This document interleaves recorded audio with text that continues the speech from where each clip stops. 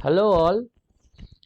हम लोग achieve point की तरफ से एक यूपीएससी प्रोग्राम चालू कर रहे हैं। जैसे कि आप सब जानते हैं कि यूपीएससी प्रीलिम्स के लिए नोटिफिकेशन निकल गया है और फॉर्म भरना भी चालू हो गया है। तो सबका सपना है कि एक अच्छा सरकारी नौकरी मिले और वो अगर ऐसे हाईएस्ट लेवल एडमिनिस्ट्रेटिव जॉब हो तो बहुत ही बढ़िया रहेगा। तो उसी के प्रिपरेशंस के लिए हम लोग तैयारियां शुरू कर रहा है। यहाँ पे आप देख सकते हैं live class for IAS preparations, morning 6 to 8 AM Monday to Friday, और शाम को इवनिंग 10 से 11:30 तक मंडे टू सैटरडे हम लोग क्लास प्रोवाइड करेंगे। फॉर मोर इन्फॉर्मेशन यहाँ पे नंबर दिया हुआ है, आप यहाँ पे बाकी इन्फॉर्मेशन ले सकते हैं। तो हम लोगों ने क्या किया, here we started doing, basically हम लोगों ने एज ए इंफॉर्मेटिव तौर पे कुछ क्वेश्चंस, प्रीवियस ईयर क्वेश्चन उठाए सब्जेक्ट वाइज, जिसको हम लोग सॉल्व करेंगे। इससे जो नहीं दिया है कभी आई यूपीएससी या फिर प्रिपरेशन ले रहा है, उनको एक्चुअली ये नॉलेज हो जाएगा कि किस तरह का क्वेश्चन आता है, क्वेश्चन पैटर्न क्या होता है और क्या क्या पढ़ना है। तो आइए इसी से हम लोग शुरू करते हैं। हमारा आज का विषय है भारतीय संविधान या इंडियन पॉलिटी, जिसपे हम लोग बातें करेंगे। अगर आप तैयारी कर रहे हैं तो दिल में ये मत रखे कि अरे बाप रे इतना भारी सिलेबस है, इतना लंबा मुझसे होगा नहीं, ऐसा मत सोचिए। हर साल कितने जन को मिलते हैं यूपीएससी में आईएएस आईपीएस का जॉब, तो वो लोग कर सकते हैं तो आप भी कर सकते हो। खाली हार मत मानो और अभी से ठान लो कि प्रिपरेशन हमें शुरू कर देना है। हमारे पास 110 दिन के करीब है प्रीली होने से पहले, तो दैट इज़ योर टाइम के 4 मंथ के टाइम हमारे हाथ में है। तो आइए स्टार्ट करते हैं पॉलिटी का। तो हम लोग यहाँ देख रहे हैं फर्स्ट क्वेश्चन दिया हुआ है, question number 1। Indian constitution is called a living document. भारतीय संविधान को प्रायत जीवन दस्तावेज कहा जाता है, क्योंकि क्यों भारतीय संविधान को एक लिविंग डॉक्यूमेंट्स बोला जाता है। यहाँ पे दो स्टेटमेंट्स दिया हुआ है। फर्स्ट स्टेटमेंट है Indian constitution is open to changes as per the changing needs of the society. भारतीय संविधान को कभी भी बदला जा सकता है, उसमें लिखे हुए नियम बदला जा सकता है परिवर्तनशील समाज के हित में। अगर समाज में कुछ सुधार लाना जरूरी है, देश में देश के नियम में कुछ सुधार लाना है, तो उसके लिए रास्ता खुला रहे, इसीलिए इसको लिविंग डॉक्यूमेंट्स बोलते हैं। और दूसरा बोला गया है the constitution provides enough flexibility of interpretation for both political class and the judiciary. मतलब बोला जा रहा है संविधान राजनीतिक वर्ग और न्यायपालिका दोनों के द्वारा व्याख्या के लिए पर्याप्त इंफॉर्मेशन या जिसे हम लोग बोलते हैं नम्यता प्रदान करता है। तो ऊपर में ये जो दो स्टेटमेंट है, इनमें से कौन सा हमारा जाएगा? क्या पहला वाला सही है, क्या दूसरा वाला सही है, या फिर दोनों ही सही है, या कोई भी सही नहीं? यही हमारे चार ऑप्शन है। तो इसी तरह से क्वेश्चन होता है कि आपको थोड़ा डिटेल्स में जानना होता है, क्योंकि इधर सिंगल चॉइस नहीं दिया जाता है। तो आइए इसका आंसर भी हम लोग देखते हैं। इधर पे आंसर बोला गया है फर्स्ट स्टेटमेंट 1 इज करेक्ट। मतलब स्टेटमेंट 1 करेक्ट है हमारा। क्यों करेक्ट है, व्हाई? अगर हम लोग बात करें, Indian constitution is not a static one. देखिए यहाँ पे पहला जो लाइन बोला गया है वो बोला गया है it is not a static one. Static का मतलब होता है एक जगह पे रुक जाना। हमारा भारतीय संविधान रुक नहीं जाता एक जगह पे। समय समय पे, टाइम टाइम पे हम लोग इसमें बदल लाते रहते हैं। जैसे हम सभी जानते हैं कि अभी तक हमारे संविधान में टोटल कितने हुए, अगर 2021 का हम लोग बदलाव ले ले अमेंडमेंट, तो 105 अमेंडमेंट हमारा हो गया है अभी तक। तो 75 साल के इतिहास में हम लोगों ने 105 बार संविधान में नियम बदल कर दिया।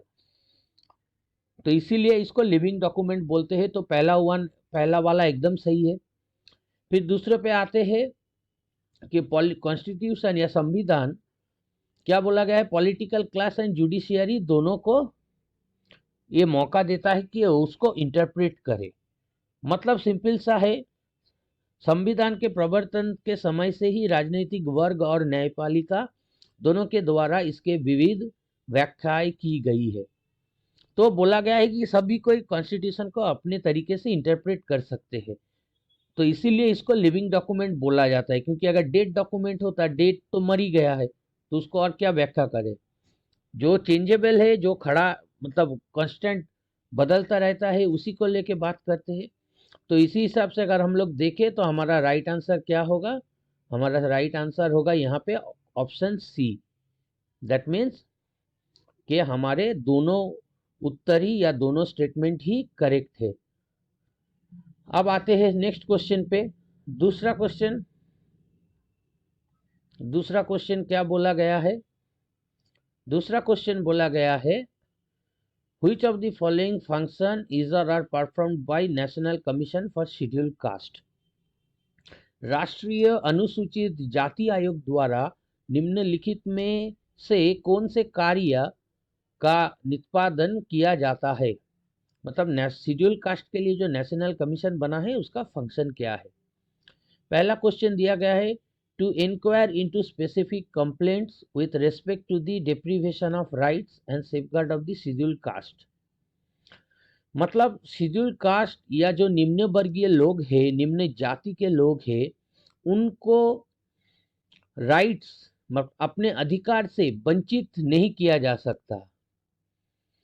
तो अगर कोई कंप्लेन करे आके कि हमारा जाति, छोटे जाति के लोग के हमारा अधिकार भंग हो रहा है, तो उसका जांच होना, एकदम प्रॉपर जांच होना जरूरी है।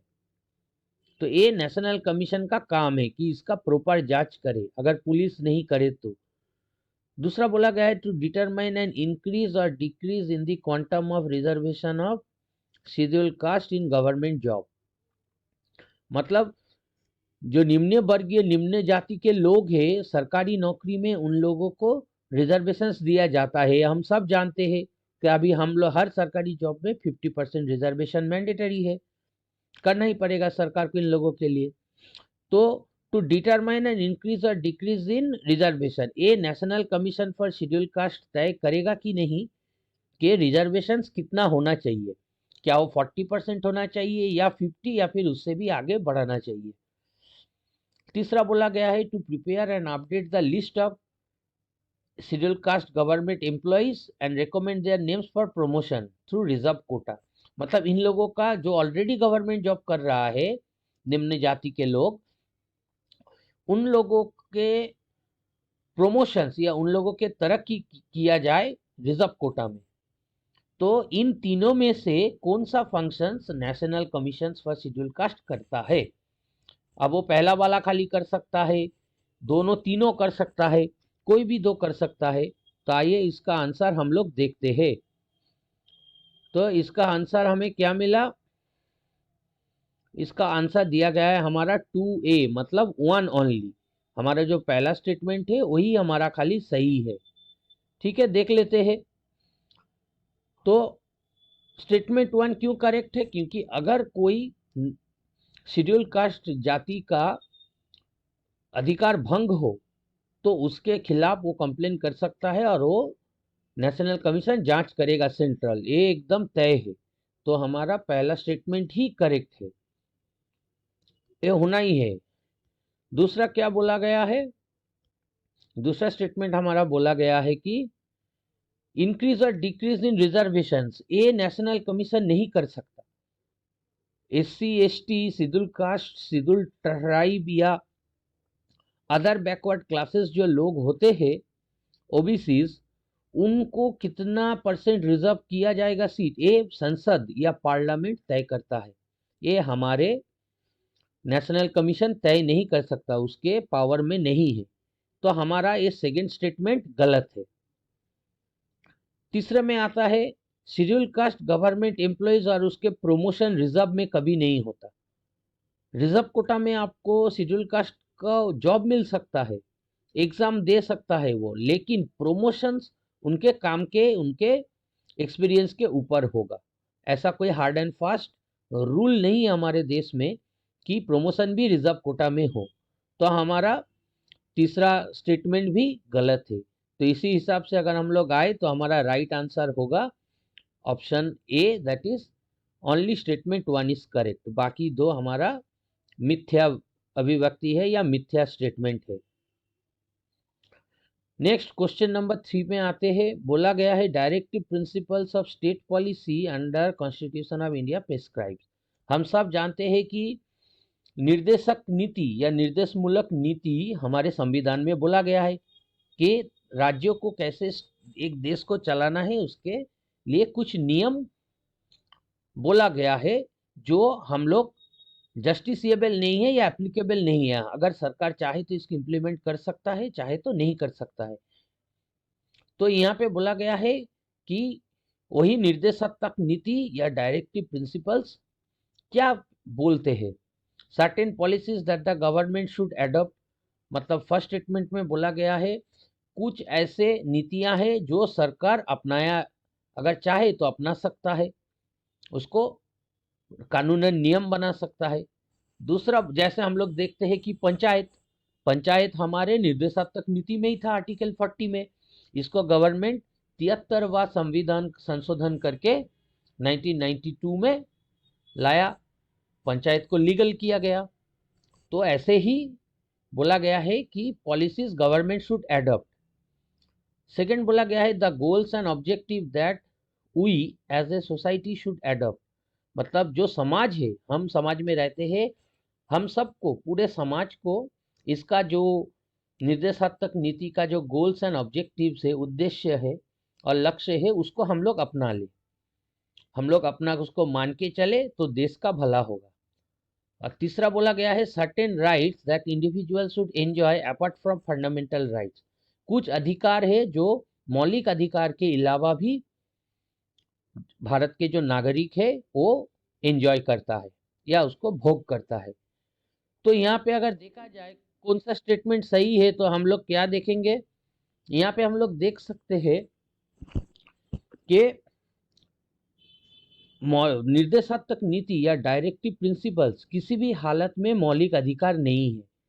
मौलिक अधिकार अधिकार है, लेकिन निर्देशात्मक नीति डायरेक्टिव प्रिंसिपल्स कोई अधिकार नहीं है। तो इसको अगर कोई ना भी माने या तोड़े तो इसके लिए कोई मतलब पनिशमेंट नहीं होगा, या तो फिर हम बोल सकते हैं कि इसके लिए कोई दंड नहीं दिया जाएगा। फंड मौलिक अधिकार अगर हम लोग तोड़े तो दंड के काबिल है, लेकिन ये अगर तोड़े तो दंड के लिए ये नहीं है। तो आंसर देखते हैं, आंसर में क्या बोला गया है। आंसर बोला गया है ऑप्शन डी। इसका मतलब क्या हुआ कि 1, 2 एंड 3 तीनों ही बोलते हैं। तो इसका मतलब यही खड़ा होता है कि पहला वाला स्टेटमेंट में गवर्नमेंट को लेना चाहिए इनसे सीख और उसको इम्प्लीमेंट करना चाहिए। तो गवर्नमेंट हम देखते ही है पहले एग्जाम्पल पे कि लोकल जो गवर्नमेंट है, यानी पंचायत और न्यायपालिका या पौरसभा, म्यूनिसिपैलिटीज, उसको गवर्नमेंट ए डायरेक्टिव प्रिंसिपल से लाके रूल्स बनाया। दूसरा बोला गया है certain rights should enjoy apart from fundamental rights, और ये भी सही है। और तीसरा है कि हम लोग एज ए सोसाइटी, समाज के तौर पे इसको फॉलो करें।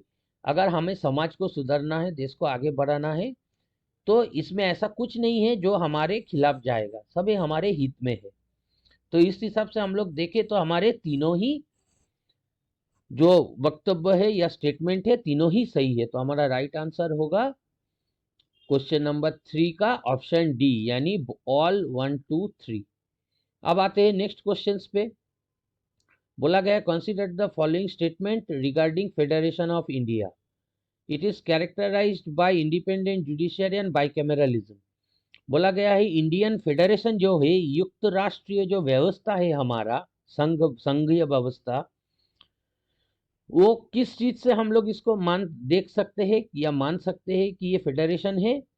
हमारे जुडिशियरी इंडिपेंडेंट है एंड बाइकैमरलिज्म है। बाइकैमरलिज्म का मतलब दो कक्षीय, मतलब संसद में हमारे दो है कक्षा है। हम लोग जानते हैं लोकसभा राज्यसभा हमारे दो है, तो हम बाइकैमेरलिज्म को फॉलो करते हैं। इंडिपेंडेंट जुडिशियरी ये भी हमारा है, क्योंकि हमारे जो विचार विभाग है वो शासन विभाग और कानून विभाग मतलब एग्जीक्यूटिव और लेजिस्लेचर से पूरा अलग है। मतलब वो अपने आप अपने हिसाब से न्यायाधीश अपने हिसाब से न्याय कर सकता है, यानी जस्टिस कर सकता है। तो जुडिशियरी भी हमारा इंडिपेंडेंट है, बाइकैमेरलिज्म भी हम फॉलो करते हैं। दूसरा है the term federation has been nowhere been used in Indian constitution. Federation term या फेडरल टर्म कहीं पे भी बोला नहीं गया है भारतीय संविधान में। और तीसरा, it has been described as quasi federal in nature, मतलब आधा युक्त राष्ट्रीय हम बोल सकते हैं, ये अर्ध संघीय। इसका मतलब क्या है? इसका मतलब अगर सिंपल तरीके से बोला जाए तो फेडरलिज्म या फेडरेशन के हिसाब से वो दो तरह के सरकार होना चाहिए और उसमें क्षमता पूरे रूप से डिवाइड होना चाहिए, दोनों में समान। तो हमारे देश में हम देखते हैं दो तरह का सरकार है, केंद्रीय सरकार और राज्य सरकार, और दोनों में ही पावर इक्वली डिस्ट्रीब्यूटेड है। तो अगर इस हिसाब से हम लोग जाए, पावर तो डिस्ट्रीब्यूट है लेकिन इक्वल नहीं है। कौन हमारे सबसे शक्तिशाली है? That is central government. हमारे जो केंद्रीय सरकार है वो राज्य सरकार से ज्यादा पावर रखता है अपने पास। तो ये यूनिटरी सिस्टम हो गया, इसलिए ना तो हम पूरा फेडरल है ना ही फेडरल के बाहर है, इसीलिए इसको अर्ध संघीय या क्वासी फेडरल बोला जाता है। तो कौन सा स्टेटमेंट इन तीनों में से सही है? आइए देखते हैं। आंसर होगा ऑप्शन ए। दैट मीन्स हमारा ऑप्शन ए का आंसर 1, 2, 3 तीनों ही स्टेटमेंट करेक्ट थे। तो हम लोगों ने देख लिया कि फेडरेशन या फेडरल वर्ड भारतीय संविधान में कहीं नहीं बोला गया। हमारे संविधान जो है देश वो क्वासी फेडरल है और it is characterised by independent judiciary and bicameralism. ये भी हमने देख लिया कि दोनों फॉलो करता है। तो तीनों के तीनों स्टेटमेंट ही हमारा सही है। अब आते हैं नेक्स्ट क्वेश्चन पे। नेक्स्ट क्वेश्चन दिया गया है,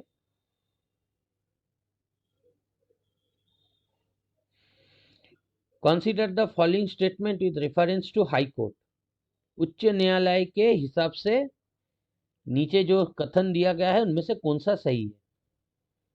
बोला गया है पहला, it can withdraw A case pending in A subordinate court if it involves A substantial question of law. मतलब सिंपल तरीके से अगर इसको बोला जाए कि निम्न अदालत या जिला अदालत या दायरा अदालत जो हम जानते हैं, वो लोग ऐसा कोई केस लड़ रहा है जो उनके क्षमता के बाहर है, तो उच्च न्यायालय या हाई कोर्ट उस केस को अपने हाथ में ले सकता है लोअर कोर्ट से। दूसरा बोला गया है, it has the power to review and correct its own judgement और ऑर्डर ऑफ डिसीजन। बोला गया है कि हाई कोर्ट के पास अपने पावर है कि वो अपना जो डिसीजन दे चुका है ऑलरेडी उसको वो ओवरव्यू कर सके या रिव्यू कर सके, मतलब सही हुआ कि नहीं, वो उसको दोबारा देख सकता है। और तीसरा बोला गया है, it has the power to adjudicate interested dispute matter. दोनों राज्य के बीच में अगर लड़ाई हो, विवाद हो, तो वो सेटल कर सकता है। तो तीनों स्टेटमेंट समझ में आ गया हम लोगों का। पहला बोला गया है कि निम्न अदालत या लोअर कोर्ट से वो कोई भी केस उठा ले सकता है। दूसरा, वो अपने ही डिसीजन को रिवाइज या रिव्यू कर सकता है। और तीसरा बोला गया है कि वो अंतर्राज्य विवाद में मैटर सॉल्व कर सकता है। तो इनमें से कौन सा स्टेटमेंट मेरा सही होगा? आइए देखते हैं। तो हमारा राइट आंसर होगा यहाँ पे ऑप्शन ए। ऑप्शन ए में क्या बोला गया है हमारा? That is 1 and 2 only. तो पहला जो दो स्टेटमेंट है या कथन है दोनों ही सही है। हाई कोर्ट लोअर कोर्ट से केस अपने आप उठा ले सकता है और अपने ही केस को वो रिव्यू या रिवाइज कर सकता है, दोनों ही सही है। लेकिन तीसरा वाला सही नहीं है। क्यों? क्योंकि जब दो राज्य के बीच में विवाद होगा तो कोई एक हाई कोर्ट, दोनों राज्य में हाई कोर्ट है, तो दोनों हाई कोर्ट में कौन से किस में जाएगा ये केस? ये एक कंफ्यूजन की विषय है। तो और वो बायस भी हो सकता है, मतलब अपने ही स्टेट के पक्ष में राय दे सकता है। तो इसीलिए इसको न्यूट्रल रखने के लिए इंटरस्टेट या अंतर्राज्य जो विवाद होता है ये सुप्रीम कोर्ट में चला जाता है सीधा, जो कोई भी स्टेट का नहीं होता, न्यूट्रल डिसीजन देगा। तो इसीलिए ये हाई कोर्ट का पावर नहीं है। तो यही है हमारे तीनों स्टेटमेंट्स में से पहला दो करेक्ट थे। तो यहीं तक रहे आज तक। आप सभी को थैंक यू, फिर मिलेंगे हम लोग। Thank you and good night.